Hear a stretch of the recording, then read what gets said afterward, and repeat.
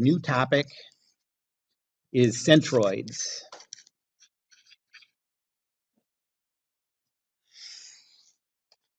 And a centroid is the geometric center of an object.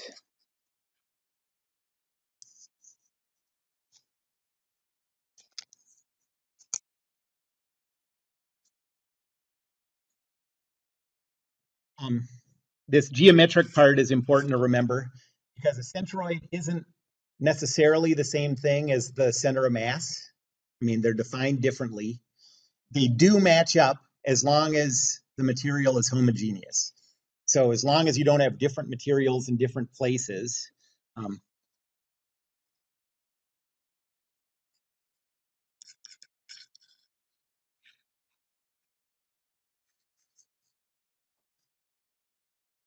the same material everywhere.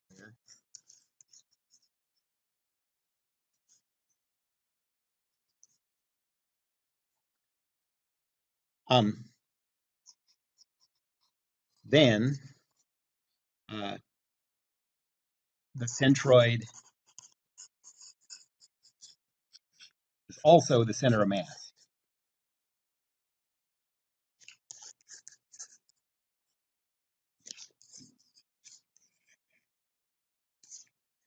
I'm going to abbreviate that COM.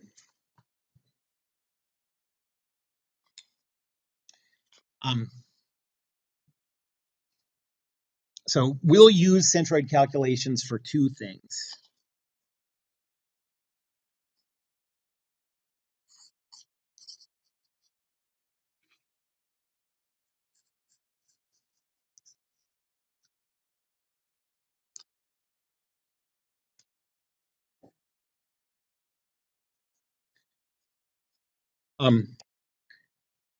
First one is figuring out a point where gravity is applied to an object. So we'll use it to find the center of mass. And the reason we'll do that is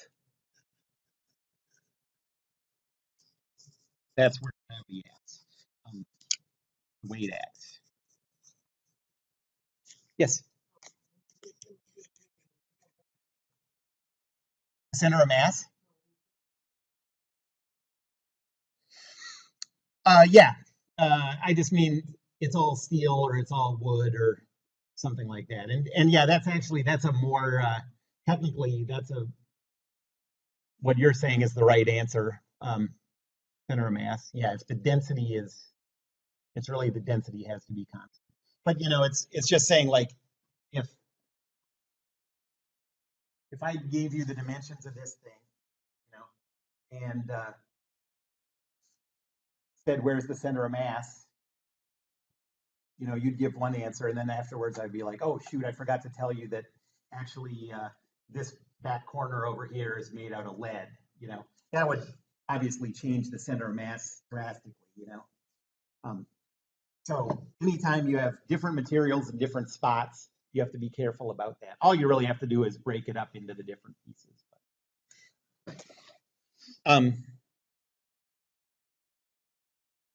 Okay, so in the problems we've done so far, since the centroid is the geometric center, all of the problems that we've done have had very simple geometries, and we just sort of by inspection just said, like, well, obviously the center is there, like for a rectangle or a disc or a circle, sphere, where the center is. But if you have a shape like a squiggle shape or something that bends or whatever, it's not as obvious what the centroid is, so we have to know how to calculate that. So we've already used the centroid, the center of mass, in problems. We've just done it for simple geometries. And then the second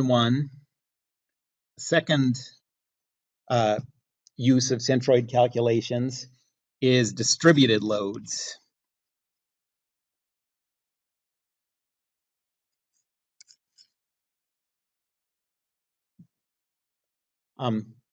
So if you have loads that are spread out over a surface,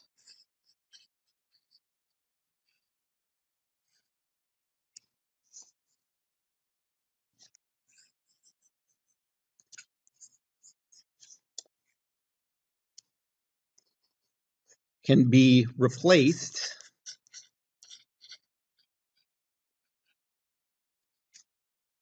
by a single load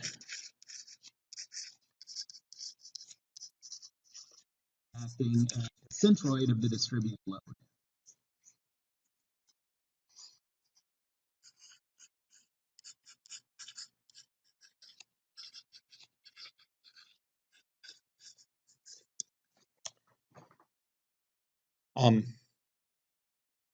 And it doesn't change the behavior, and you can go through the calculations. By the way, that means that we're taking a set of loads that it starts with, this distributed loads that are distributed loads spread out over this whole surface, and replacing it with a new set of loads. So what are we doing? We're replacing it with what type of system? What's the type of, not particle, the type of, so you have a known set of loads and you replace them with a different set of loads in a specific way so the behavior doesn't change. Remember that term? Equipolant, yep. We're replacing it with an equipolant system.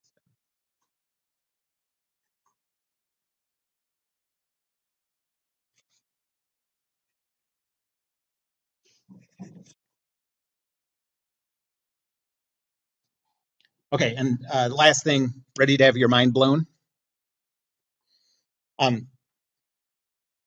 So I have these listed as two things. Somewhat in our calculations, they're going to feel like two different things. But think about this, like, so gravity acts, whatever, I weigh 190 pounds or whatever. So gravity applies a downward force of 190 pounds to my center of mass. How does gravity know where my center of mass is? Does it do this calculation that I'm about to teach you? No, because it really doesn't apply the force at my center of mass. It applies little infinitesimal forces at each infinitesimal part of my body. And the effect of that distributed load, weight load, is that you can treat it as a single force applied at my center of mass. So weight, the way you've treated in every class up until now and the way we're going to keep treating it, is really just an equipolant system for a distributed load. So there's really only one of these. We're going to talk about representing distributed loads as point forces. Weight is a distributed load.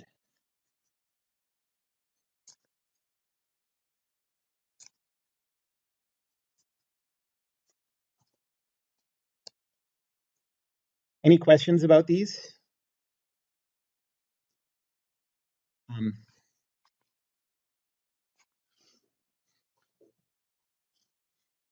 Well, the definition of the centroid is an integral definition, and I'm going to give it to you in 2D and in 3D, and you'll see how similar they are conceptually.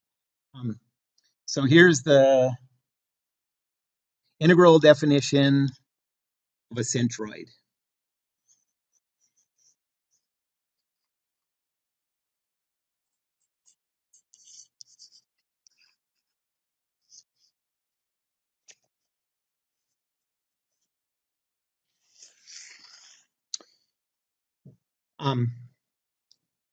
So first in 2D. So if we're trying to find the X and Y coordinates of the centroid of a body, that's the way you denote it with that over bar. It's equal to 1 over the area of the body times the integral over the entire area of x, y, dA. And this x and y are the coordinates of the centroid of the infinitesimal piece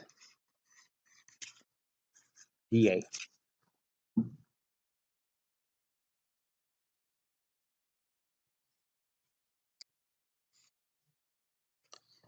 In 3D, we're looking for x bar, y bar, z bar. And that's equal to, if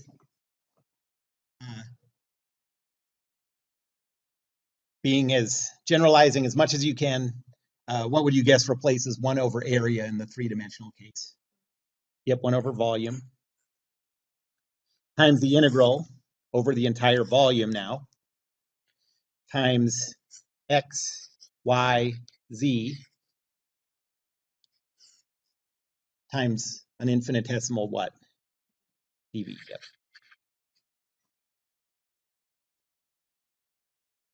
And this time, this x, y, z,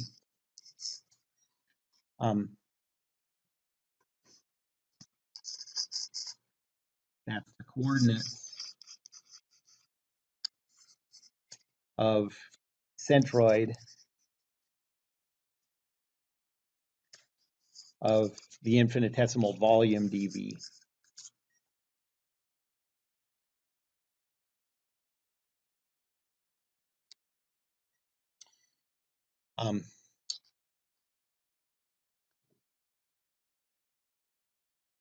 Let me go through an example of this, and there's very few problems that I'm going to ask you to do to integrate stuff. I really can't remember even if I ask you at all to do it, but I'm going to show you how this works.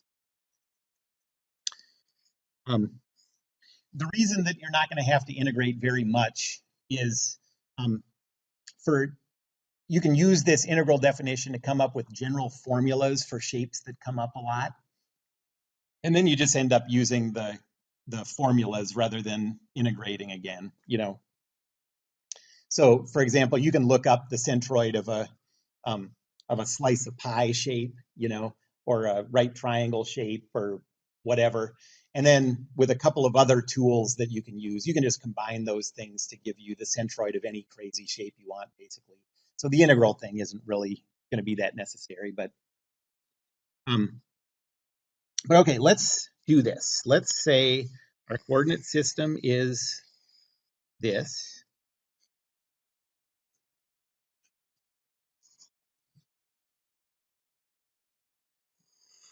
And we want to figure out the centroid of a right triangle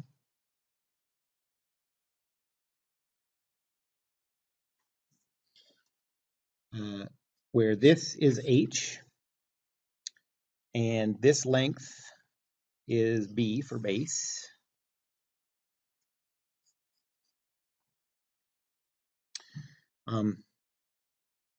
And the centroid, so imagine that this is a solid shape and you're trying to balance this shape on your finger. Where would this have to sit on your finger roughly, you know, like would it be over on this side or over on this side, the skinny side or the fat side? Yeah, so it has to be farther over here past the center line. And same thing if you tipped it up and did it this way. So it's going to be like somewhere down here, somewhere over here, where those two meet. So somewhere over like this.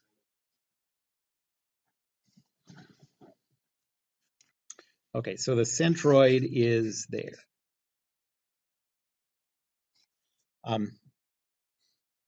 And we want to figure out the coordinates of that centroid.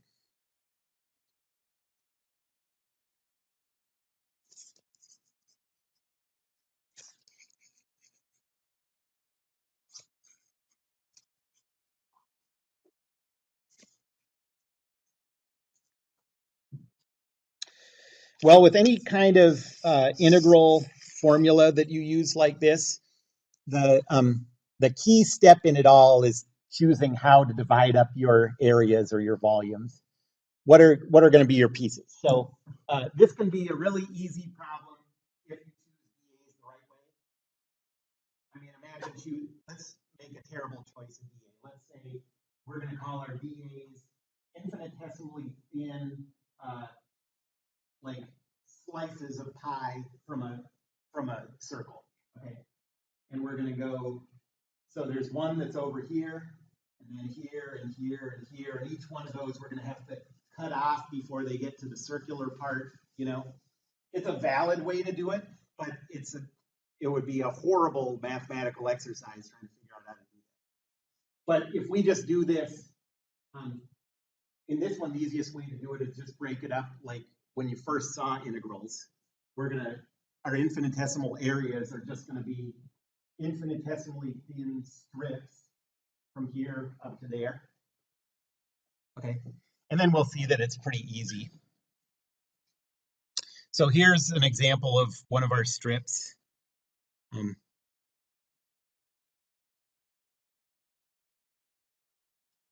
Okay.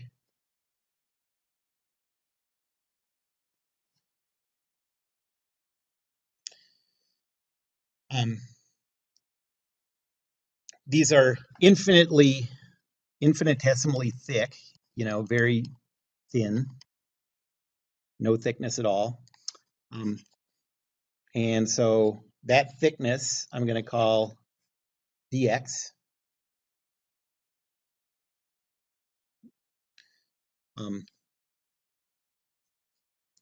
The centroid of that shape is located here. And I'm going to call that x.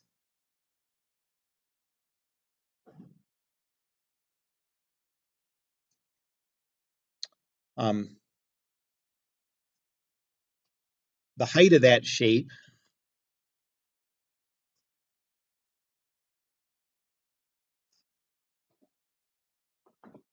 is, well, how are we going to calculate the height of that shape? Where the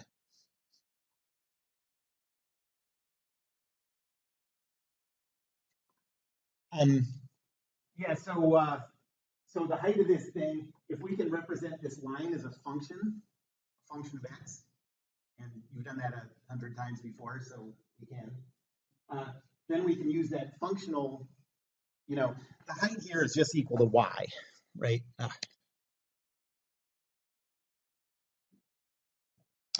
And so if we can come up with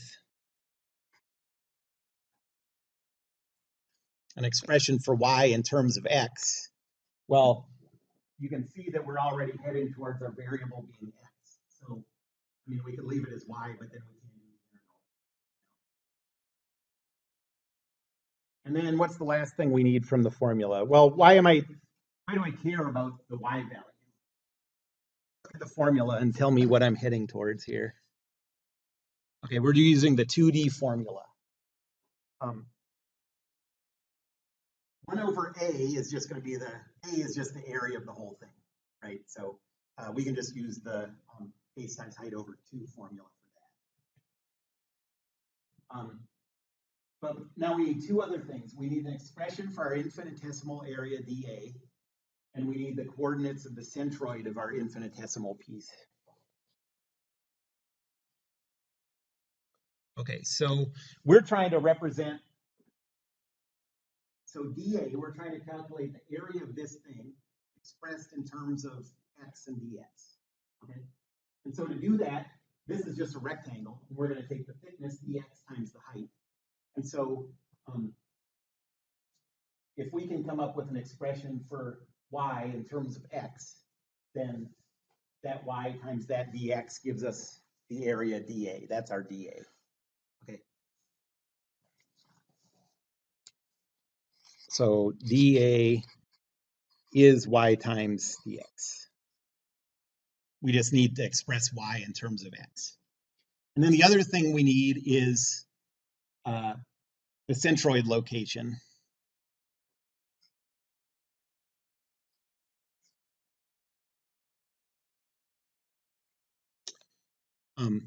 Well, the location of the centroid in the x direction is x. That's easy. The location of the centroid in the y direction of that shaded piece. Yep, y over 2, exactly.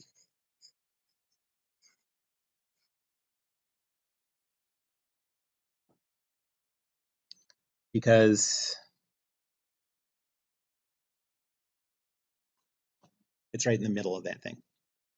All right, so the last thing we need to do is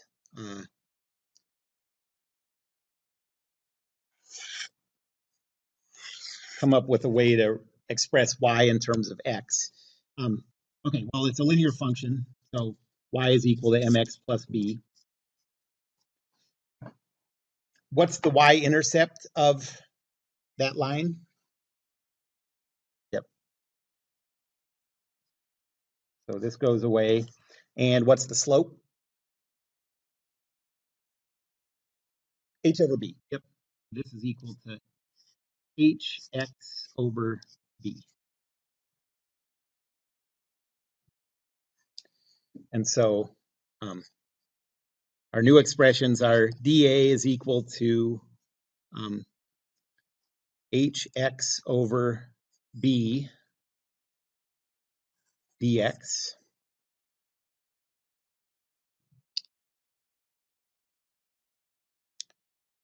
And our centroid coordinate for that shaded piece is x for the x component, and then hx over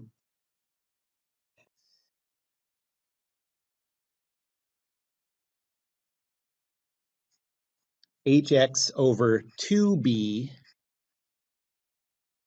for the y component, the y coordinate. Anyone have any questions about that?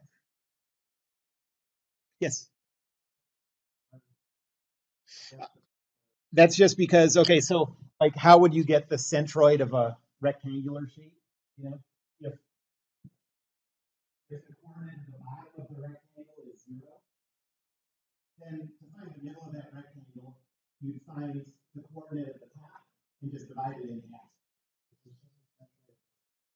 Of the shaded one. That's xy. That's the xy that's in that integral formula. All right, so now we have to do this integral. So x bar y bar is equal to 1 over the total area.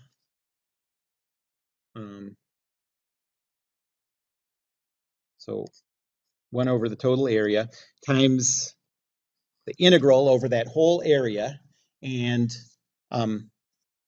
so first let me do the formula. So we have the vector x and then hx over 2b all times dA, which is hx over b dx.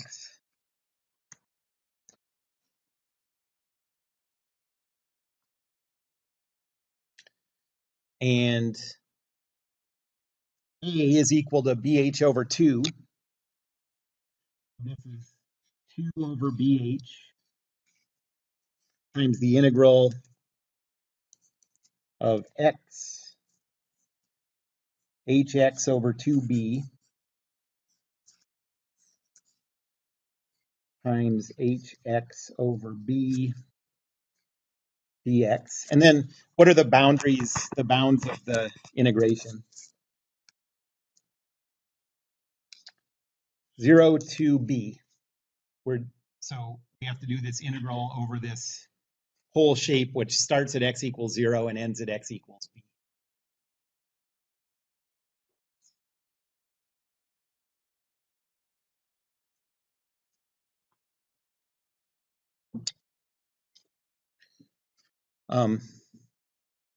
Okay, so I'll leave this out here. And we have this integral 0 to b of h x squared over b for x, and then h squared x squared over 2b squared for y.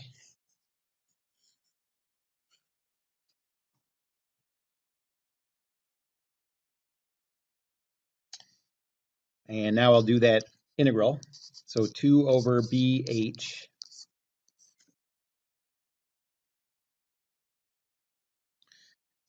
And the integral of the x component is hx cubed over 3b.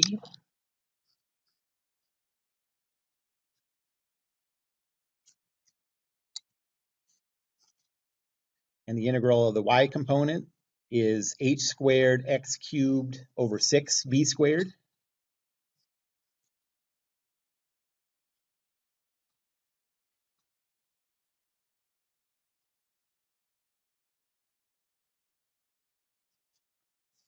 Anyone have any questions about that?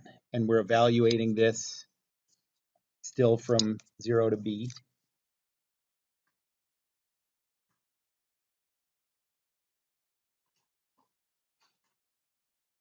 So do the evaluation,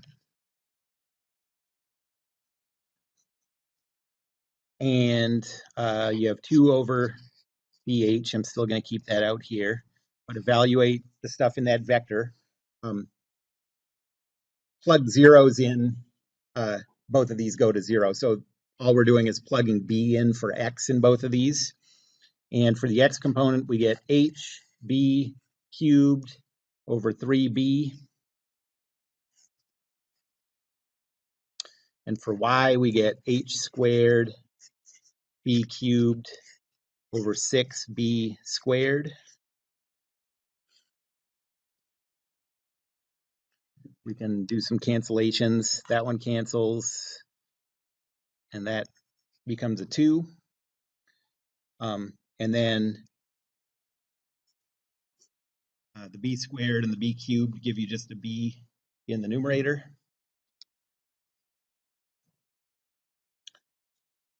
And so now you get 2 over b h. I'm multiplying this vector by that constant finally. So 2 over bh times h b squared over 3 is the y component. The x component. And then the y component, we have 2 over bh times what's left there, h squared b over 6.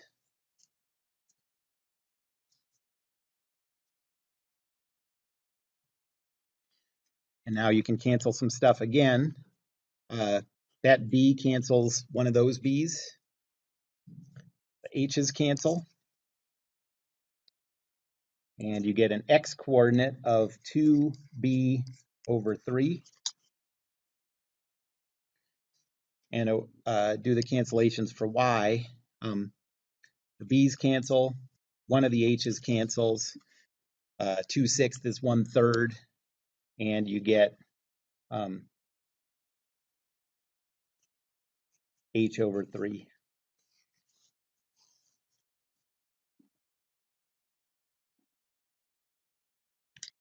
And now we have a formula.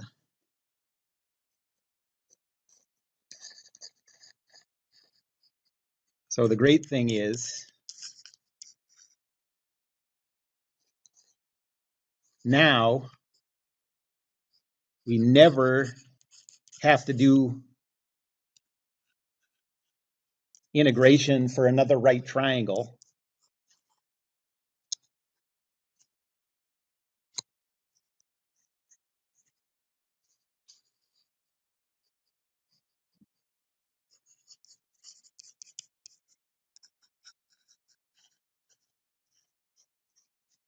Because we have a formula.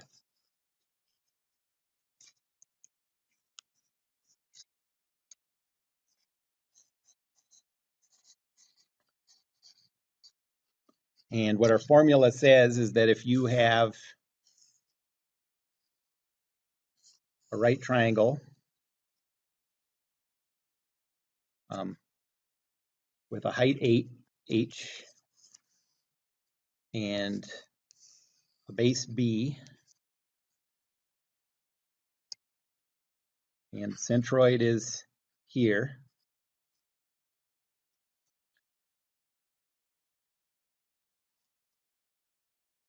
what do we know? Well, we know that this distance is 2b over 3. We know that this distance is h over 3. And then in other words, you know, if you want this distance instead, what's this distance? If this one's 2 towards b, yep, this is b over 3. And what's this one? 2. I don't know if I heard anyone say anything, but I'll pretend you said this. So 2h over 3. You know, and so that's why the integral thing just doesn't come up that much, is because like only the first person had to integrate a right triangle. Only the first person had to integrate to find a part of a circle or a, you know, whatever. Like all these formulas have already been calculated. And what we're going to see is that not only do we have a formula just for, so not only now can we calculate centroids for right triangles, but we'll see that there's a simple way to combine centroids for shapes that add up from these different bodies. So now anything you can make out of right triangles, when I give you the sum formula, you'll be able to figure out the centroid of that combination of, and how many things can you make out of right triangles? Well, really, basically anything if you make them small enough. You know, you just make the triangles small enough to fit within your margin of error, and you can build anything out of it. Anybody have any questions about that? Okay, let me show you one more thing. No, let's stop there. And then, so next time I'll show you the 2 other bits of information that are going to pull all this together.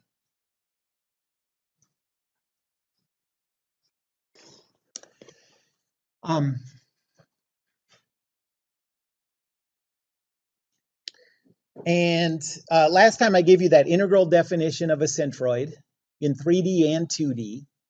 And we went through a calculation for a pretty simple shape, and it was still kind of a pain. We'd rather avoid that if possible. And there are 3 reasons that combine. So 3 things combine. So we almost never have to do integral calculations of centroids.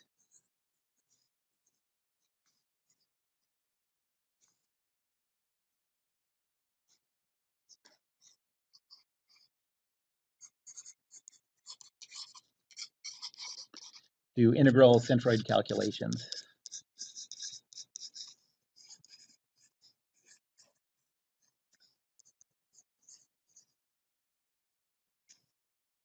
The first one is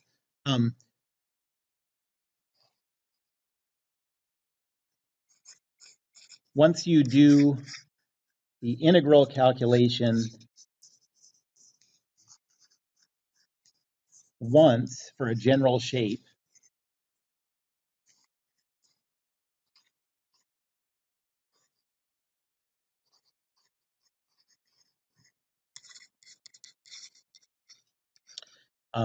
you have a formula that you can use for that shape from that point on. You know, an algebraic formula.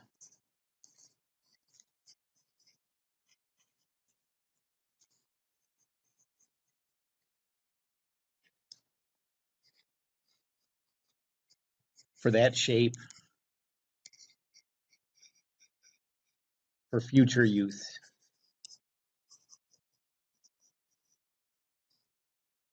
And we saw that with the triangle. I did the integration and I came up with this formula that told us where the centroid was in relation to the length of the base and the length of the height.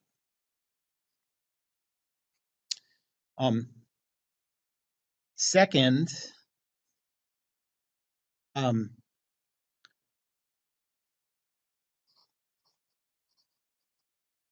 centroids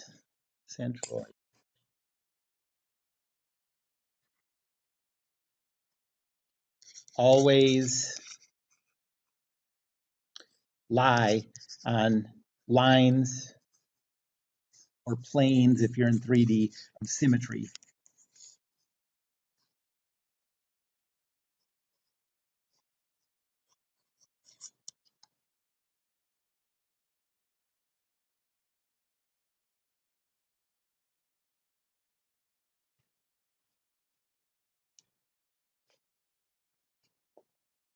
And then the third one is the sum formulas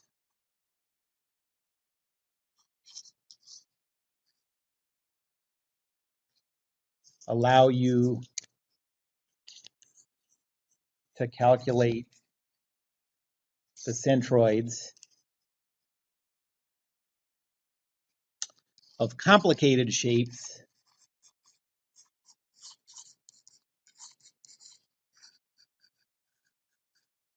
that are made up of simple shapes.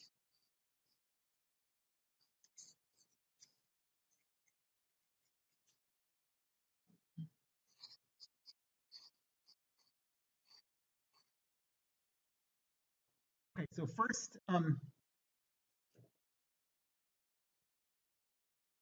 going to give you a list of formulas for the centroids of some common shapes.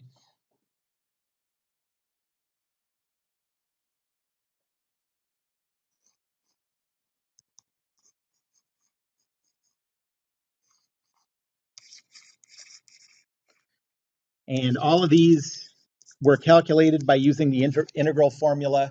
But once you use it once, you come up with these formulas. Now all you have to do is use these formulas. And so,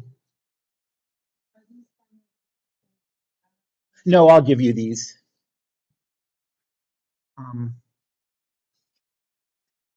And so for each one of these, I'm going to tell you the x coordinate of the centroid, the y coordinate of the centroid, and the area. The first one is a right triangle.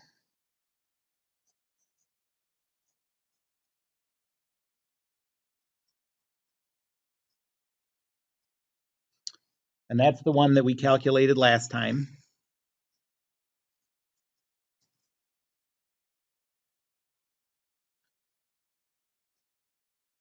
So if the centroid is here,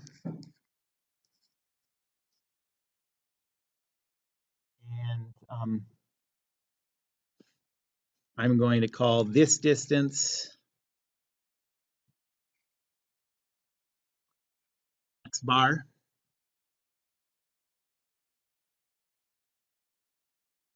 and this distance y bar.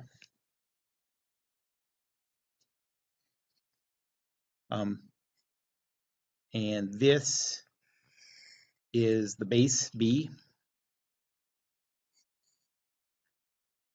and this is the height h.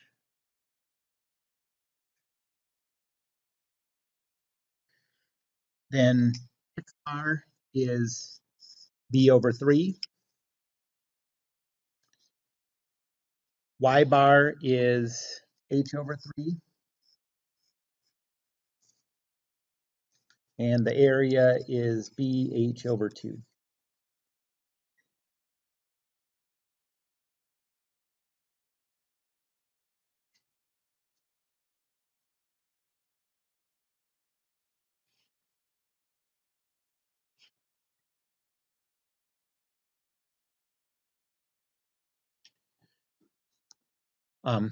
The second shape we'll use a lot is a semicircle.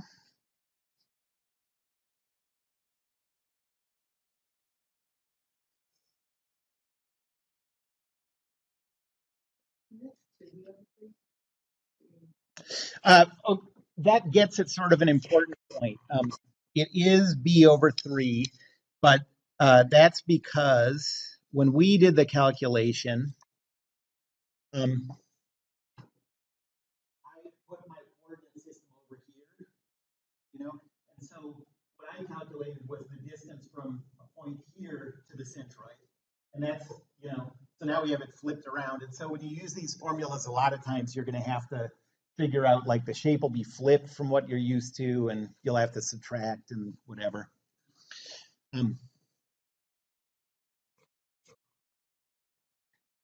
Okay, hold on.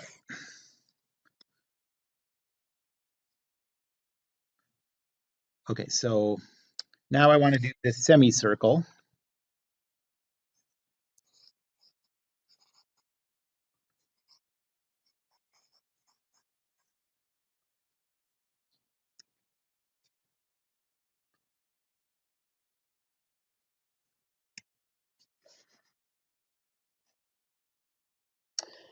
Um, and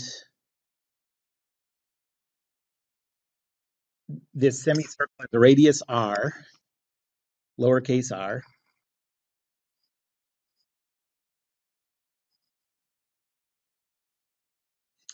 The centroid is here. And I haven't talked much about the requirement that it lies on any axis or plane of symmetry yet, but I'll talk about that soon. But you can see that that's an axis of symmetry for a semicircle, and so the centroid has to lie on that line, that center line. And so the only thing that we have to calculate is this distance, and I'll call that y bar.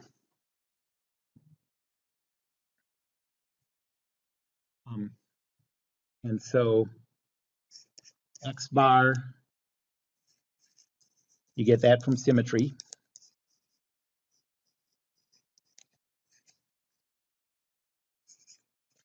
Y bar is 4r over 3 pi.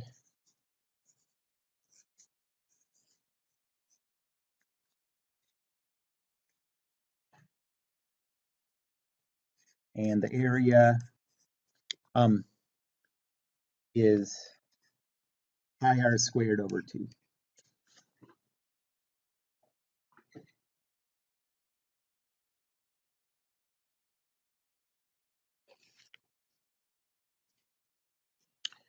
Then a quarter circle.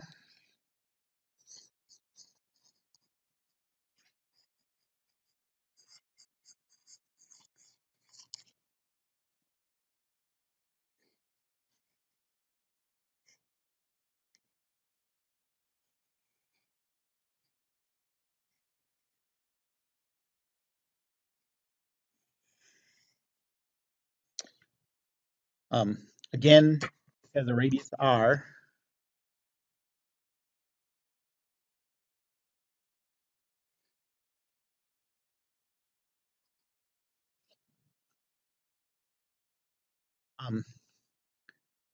The centroid is, well, this also has a line of symmetry.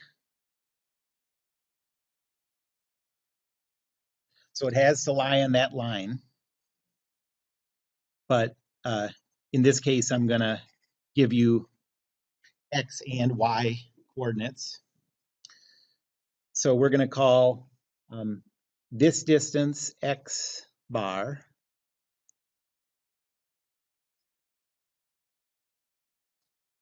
And this distance y bar.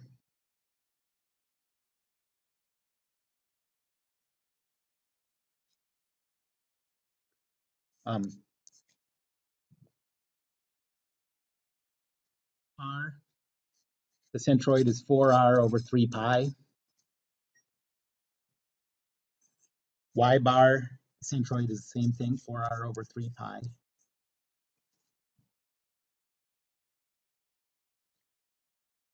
And the area is pi r squared over 4.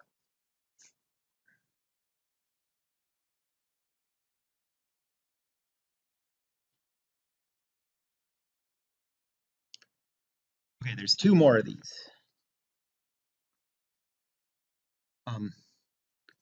The next one is a parabola.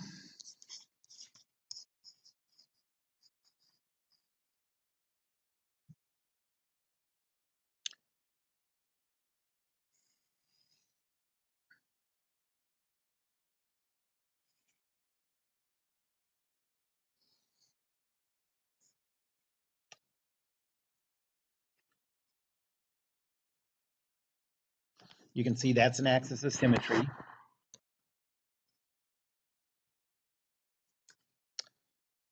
The centroid is closer to the top than the bottom, closer to the wide part than the narrow part. And we're going to define this using this horizontal distance A,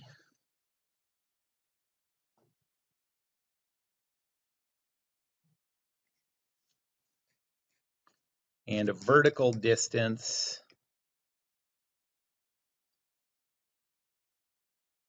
H.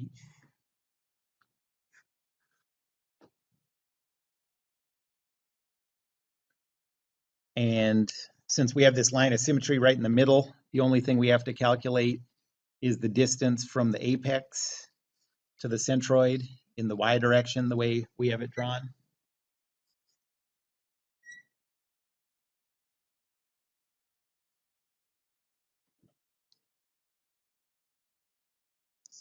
So x bar comes from symmetry.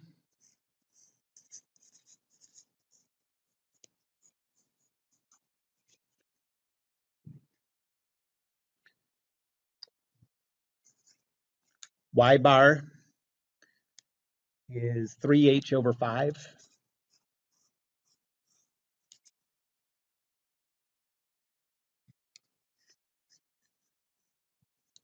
And the area is 4ah over 3.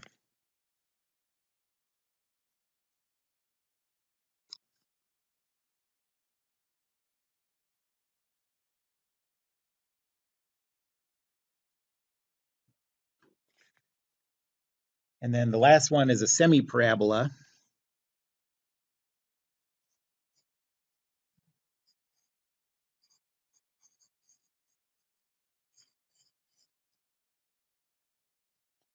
So now we're just taking 1/2 of this shape we just did.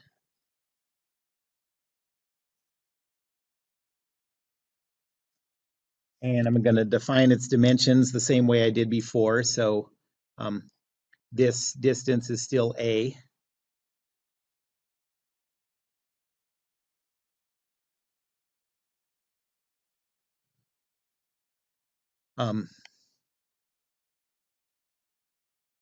The height is still H.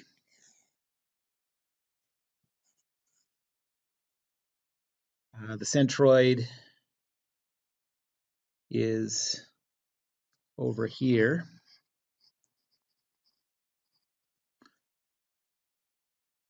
And now we need to define x bar and y bar. So this is the x bar.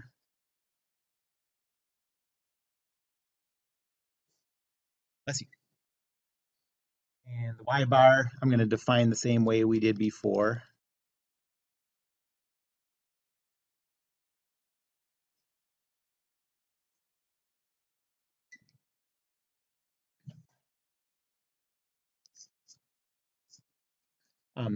X bar is 3a over 8.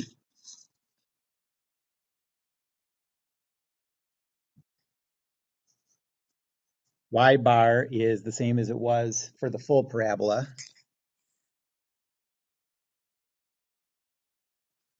3h over 5. And the area is just half of what we had before.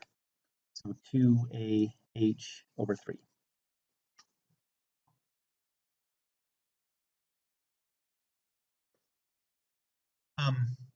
There are some very important shapes that we're going to use all the time that aren't on this list. We don't have any rectangles, and we don't have any circles.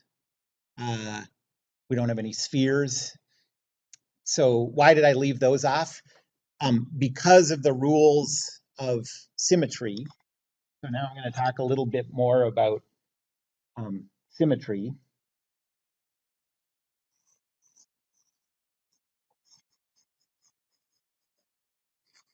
So symmetry and centroids.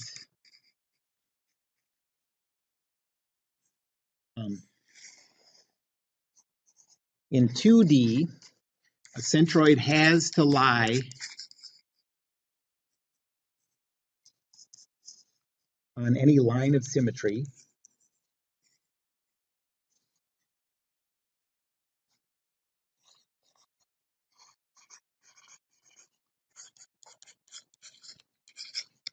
and that means that if you can find two different lines of symmetry for any shape, the centroid is where they intersect.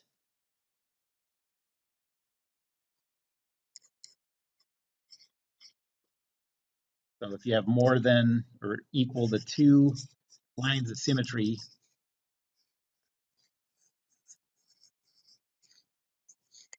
the centroid is at the intersection.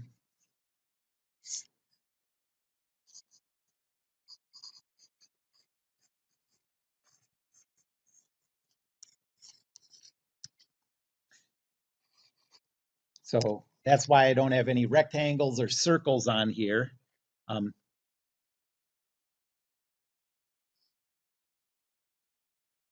A rectangle has a line of symmetry like this, and a line of symmetry like this. And so the centroid has to be where they intersect.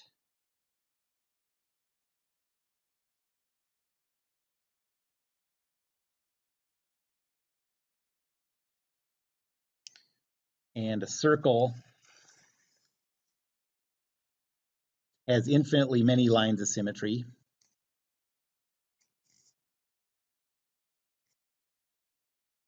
But they all intersect in the same spot. And so the centroid has to be where they intersect.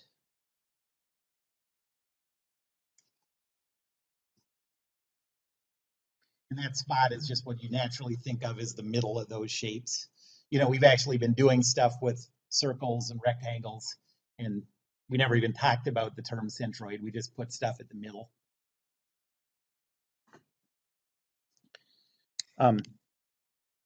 In 3D,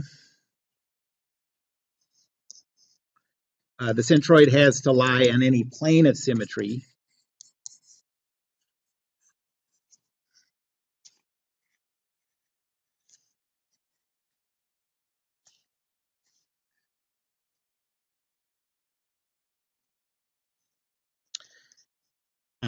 And if you can find three planes of symmetry, they intersect at a point.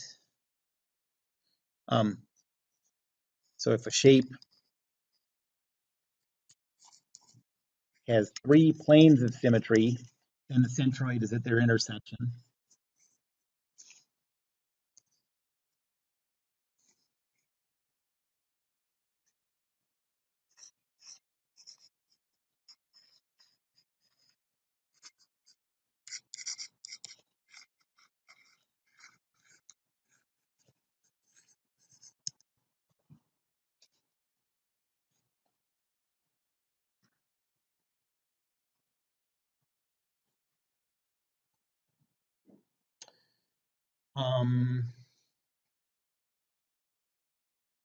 Am I going to try to draw this? Let's see what it looks like. Okay, so let's say that you have, for example, a rectangular solid.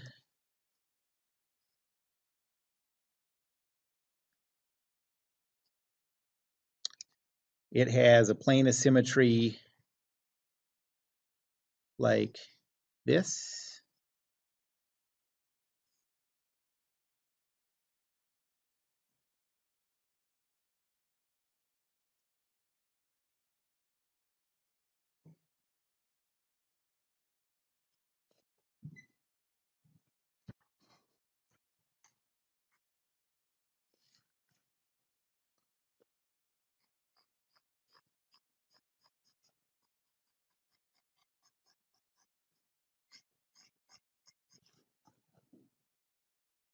That looks pretty good. And a plane of symmetry like this.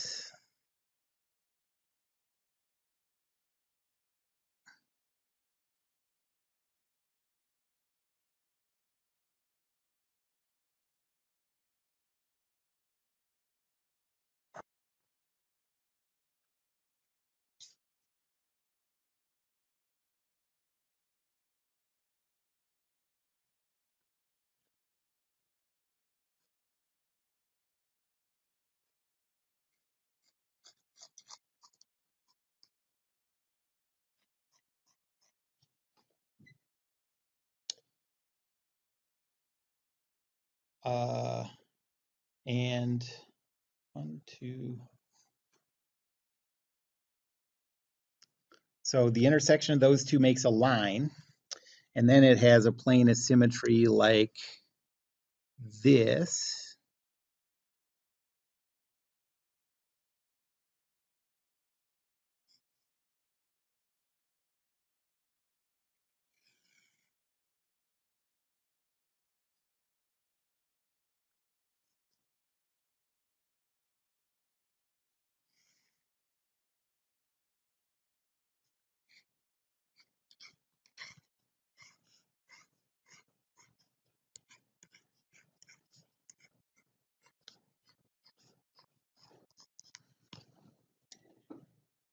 That sort of messes it up, didn't it? Well, anyways, the three of those planes meet inside that shape back here, and so that's the centroid.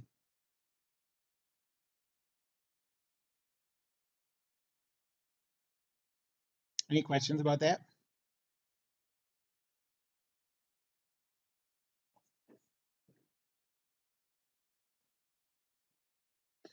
Okay. And then the last major tool that we're going to use is the sum formula. So I'm going to call this building up complicated shapes from simple shapes.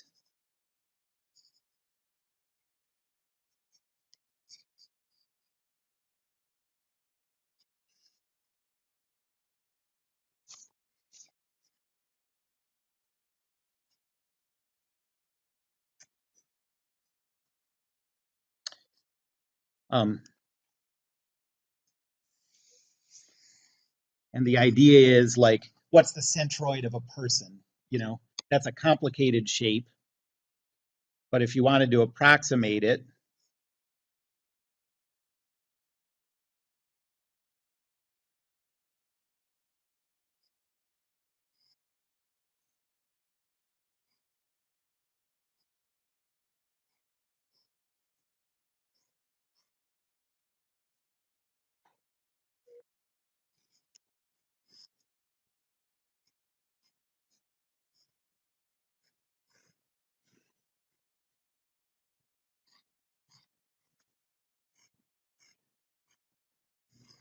you know what I mean? So, yeah, and you can make it as, if you wanted to get more accuracy, you could use more shapes. You could use a million shapes and they could all be tiny little rectangles and you could get about as, you know, you could get within any level of precision that you were interested in. And so from the front, what's the centroid of a person? Well, it's easy to calculate the centroids of all of these individual shapes. And then we would just use this sum formula I'm going to give you to calculate the centroid of the combination of all of them. So the sum formula,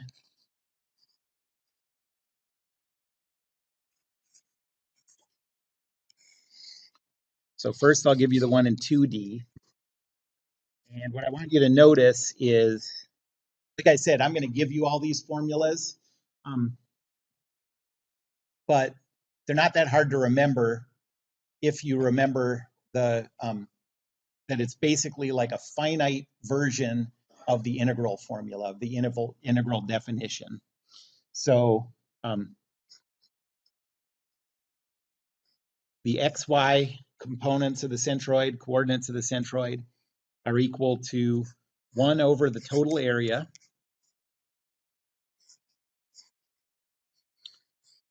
times the sum over all the different bodies, and we're talking about n simple shapes,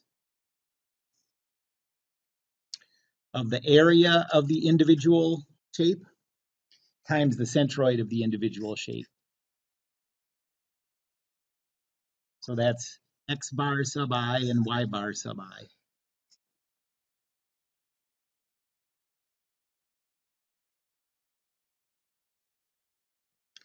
And just notice how similar that is to the integral definition. The integral definition said x bar y bar is equal to 1 over the area times the integral of x bar y bar the centroid of your infinitesimal amount times dA. Okay. Now we have the finite version of that. Instead of an integral, we have a sum. Instead of dA, we have a finite area a sub I. And then instead of x bar, y bar of the infinitesimal area, we have x bar, y bar of that individual shape. So everything that appears in there, you can think of as coming directly from the integral formula, just blown up to finite pieces.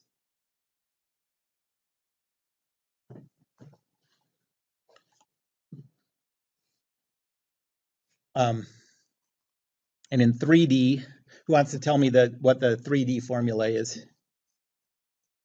X bar, y bar, z bar. Yep, 1 over the total volume, that's right.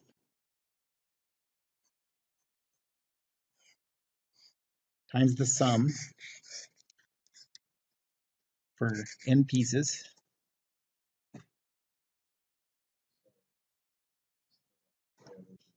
Yep, volume again, so v sub I. Yep, and then this is x bar, y bar, and z bar sub I. Yep.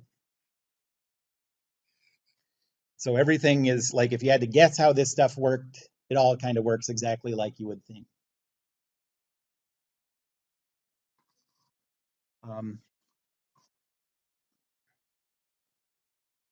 So let me do an example problem.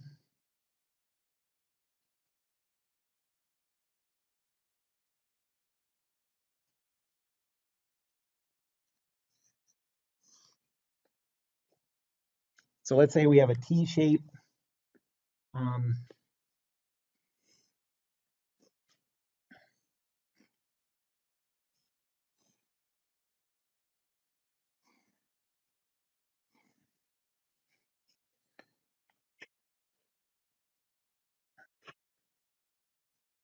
And let's say this distance is 0.1 meters.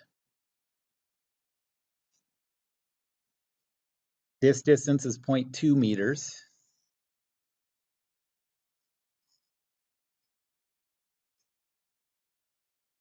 This distance is 0.2 meters.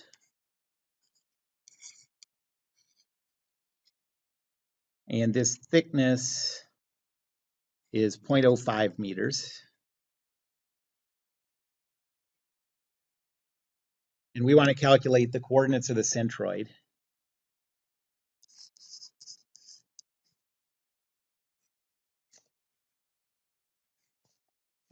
I also sometimes just write that as the centroid of the vector x.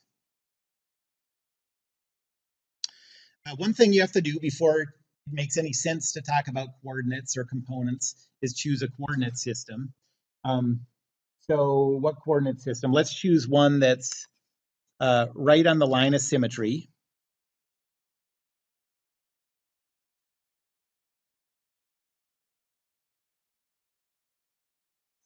So there's the x-axis, there's the y-axis.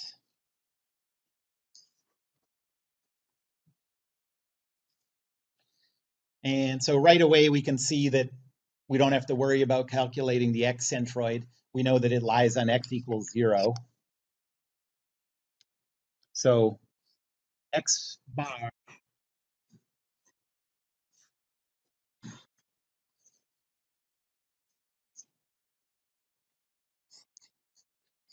is equal to 0 by symmetry.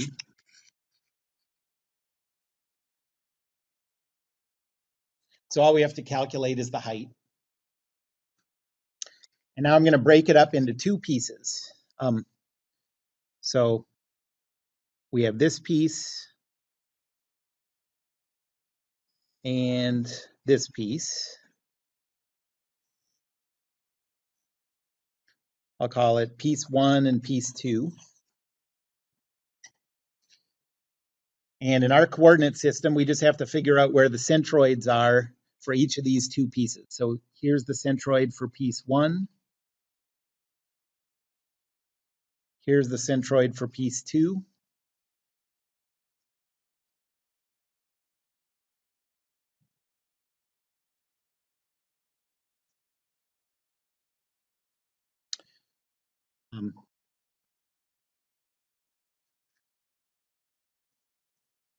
So piece 1. The area is 0.1 times 0.2.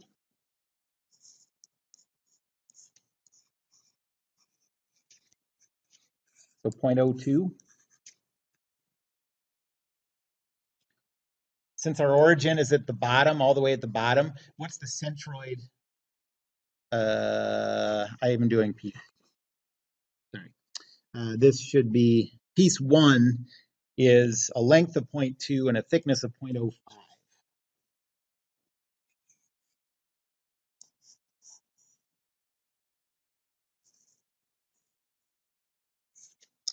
So the area is 0.1.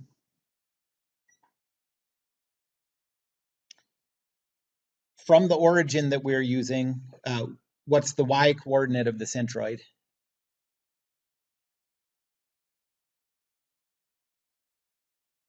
The middle of that rectangular shape in the y direction. 0.1, yep.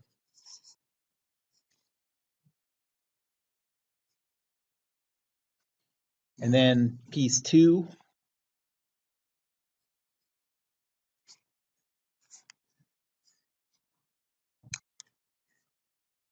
Area is 0.2.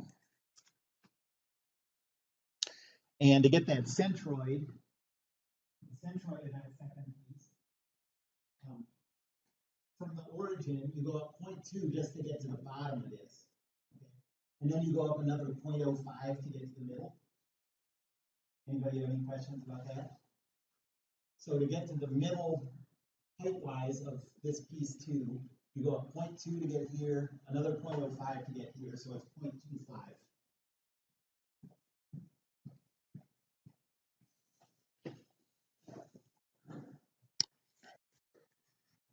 So y bar for piece 2 is 0.25.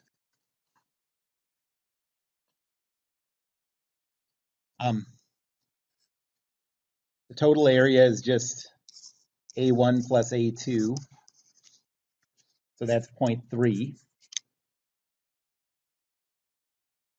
And now we'll use the formula that says the total y bar is equal to 1 over the total area times the sum of, so the area of the first piece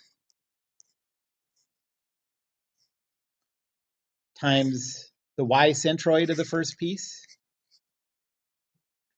plus the area of the second piece times the y centroid of the second piece.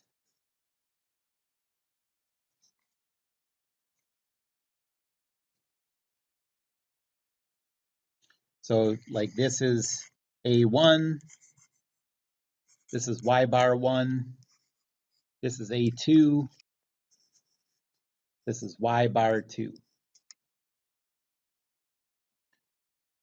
And you get 0.05,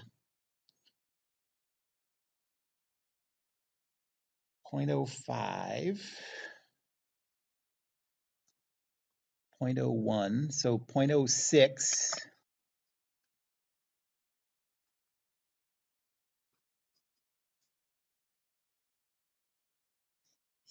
0.06 divided by 0.3.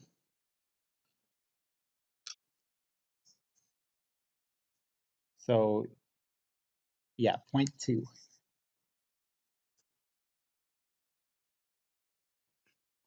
And so what that tells us is,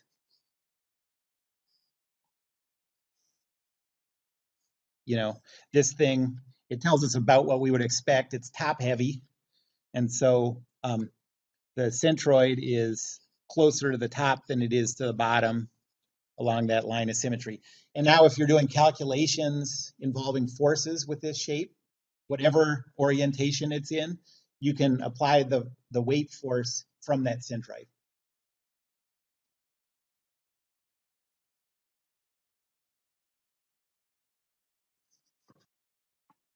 Any questions about that? Yes. Which one? Area 2? It's just this height of 0.1 meters times this width of 0.2 meters. Any other questions? The area should be 0.02, yeah. I think that's what.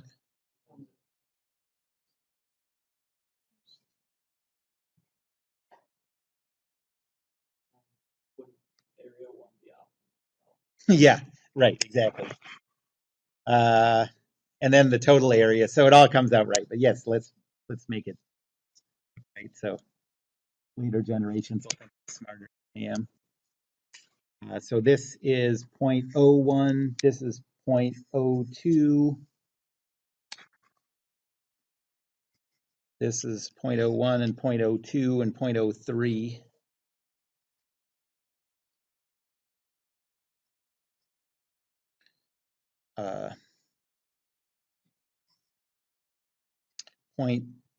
This one was 0.01, this one is 0.02, so this is 0.006, and this is 0.03, and it comes out the same.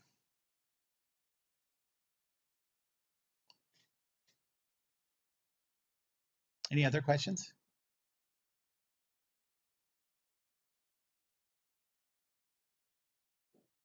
Okay, that's it. So see you Thursday.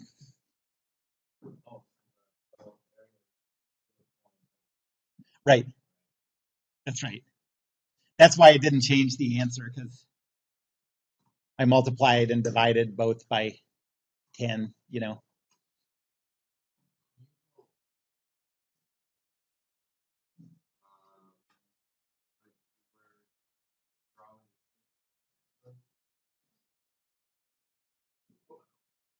The 2D one?